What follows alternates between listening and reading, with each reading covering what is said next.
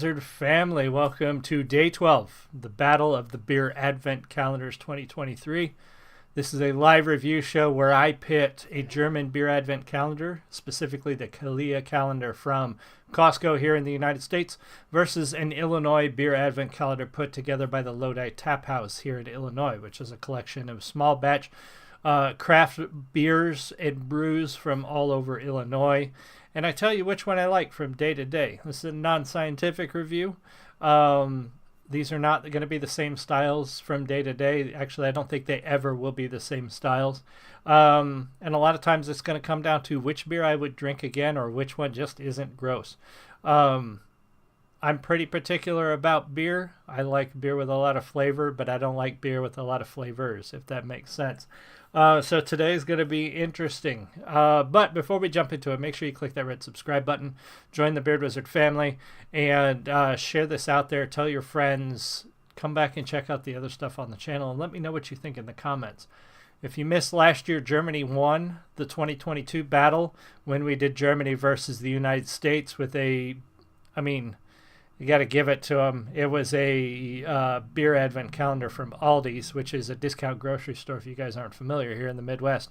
And there was actually some okay beers in there, but Germany still whooped them hands down. It was no contest. So anyway, if you're in the live stream, say hi. If you're watching the recording, leave me a comment. Let me know what you think.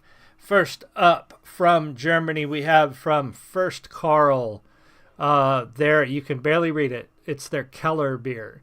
Furst Carl, we had this, I don't know if we had this one last year, but Furst Carl has been around. The story of Prince Carl begins in May of 1815. Field Marshal Carl Philipp Furst von Ried received the Teutonic Order Castle in Ellingen from King Max I Joseph as a royal fief of the throne. Today, the company Furst von Ried, with a lot of other German stuff after it, is managed by the 6th and 7th generations, His Serene Highness Karl Friedrich Prince von Ried, His Princely Grace Karl Christian Prince von Ried, and Her Princely Grace Caitlin Princess von Ried. So this brew is literally from a royal family's brewery, and this is their Keller beer. A Keller beer is a pretty standard, let me see, I'm trying to find you a description here. It's just a type of German beer, an unfiltered lager originating in Franconia. Keller beer contains more of its original brewing yeast held in suspension.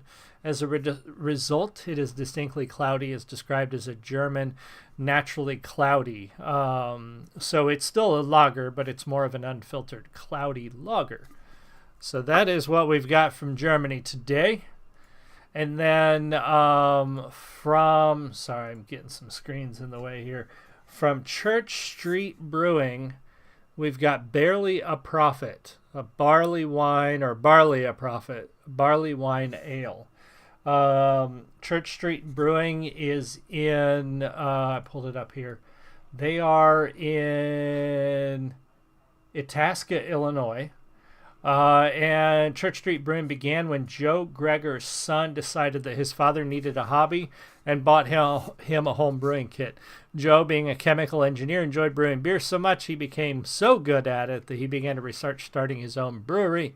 Church Street founded its home in Itasca in February of 2012.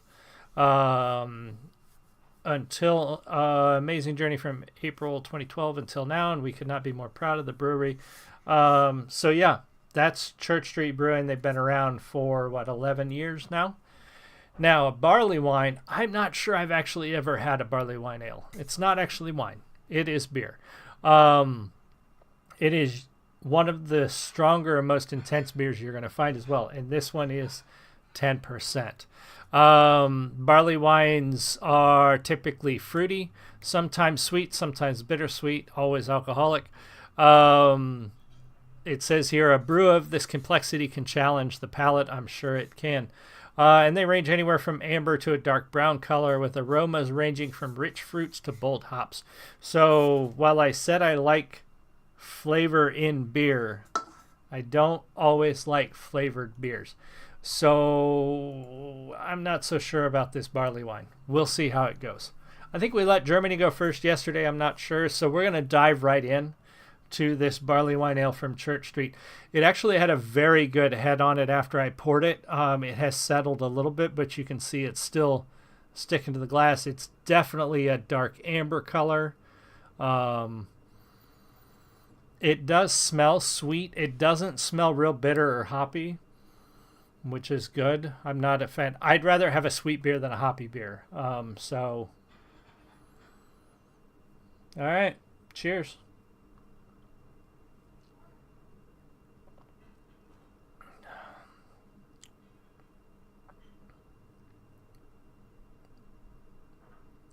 I don't know.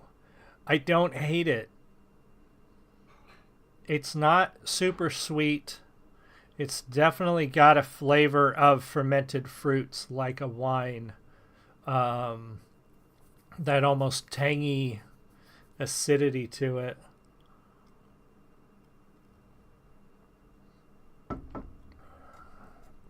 Does it say what it's made with? I'm not getting a ton. I'm getting a little bit of fruit flavor. Single batch.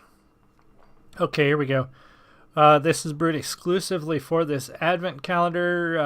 Variety of British and American malts. Toffee and dried red fruits. It doesn't say what red fruits.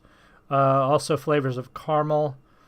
The East Kent Golding hops provide a balance to the rich, sweet malt flavors. It's not that sweet, so I'm wondering if the red fruits are like some tart stuff, like cherries or raspberries. It just says red fruits, and I don't know exactly what red fruits they mean. I can tell it's strong too. You can absolutely tell that's going to be a strong beer. That is a slow sipping beer right there. Now, this is not a Stein, but this is a glass that my buddy who is playing the home game picked up in Germany for me. So I think it counts. That's a Keller beer. You can see it's cloudy. It is a cloudy, unfiltered lager. It looks exactly the way it should look. It didn't have a lot of head, but I didn't pour it exactly the way I probably would have. So I can't tell. I can't tell if it would have had a nice head on it or not. It smells right. It smells exactly what I would expect from a German lager.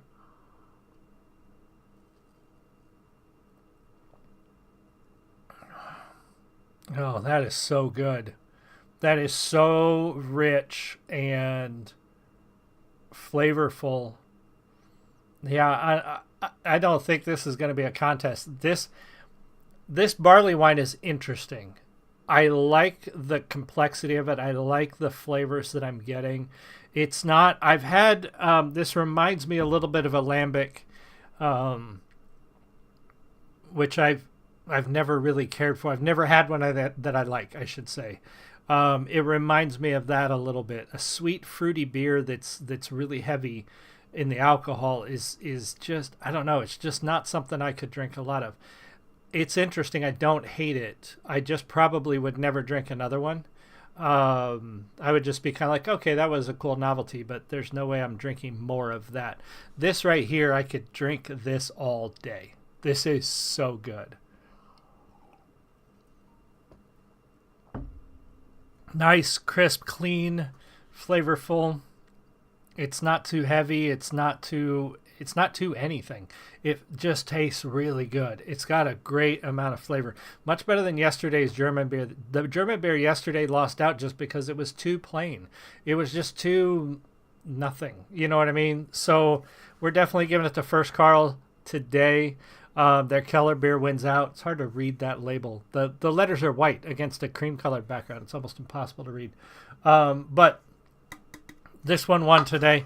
Thank you guys so much for joining me. Come back tomorrow for day 13 and stick around here in, I don't know, 15 minutes or so after a break. I will be back with Beard Wizard Reviews. I think we're going to take a look at NK47 today. Thank you so much. I'll see y'all again soon. You have a great one. Much love. Bye.